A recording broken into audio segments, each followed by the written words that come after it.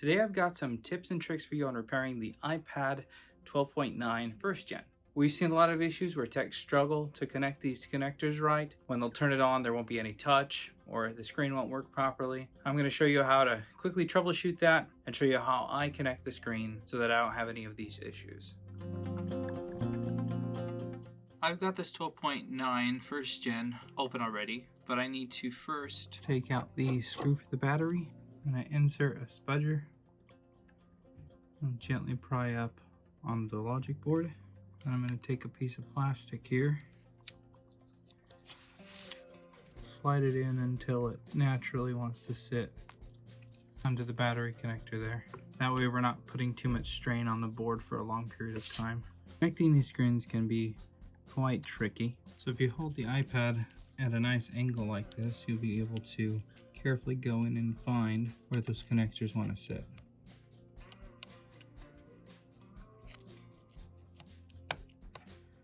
Get that nice solid click. And you want to push on both sides, left and right, just to make sure that they're seated in there properly. Because just because you felt the click doesn't mean that it went in on both sides.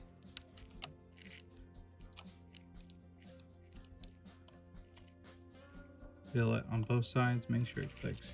Whenever these lift up, in order to get that enough of an angle for the screws to go in, sometimes that tension pops these connectors. So the shorter the screwdriver, the easier time you're gonna have at making sure that these stay connected and that they're connected properly. We'll put back our bracket here and put back the screws.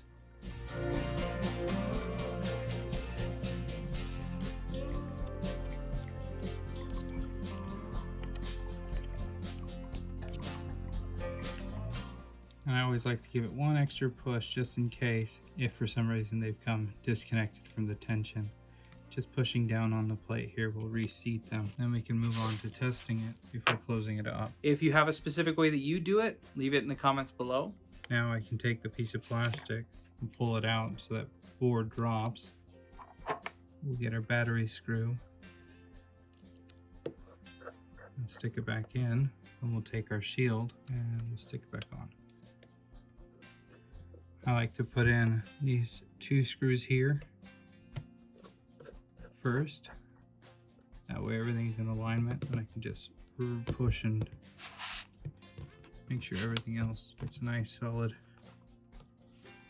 click to push down. And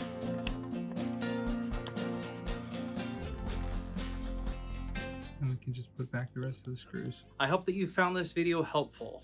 Apple sure doesn't make it easy as far as making it awkward to reconnect screens like these, but getting a good feel for it and implementing these tips and tricks should help you. Thanks for watching. We'll see you in the next video.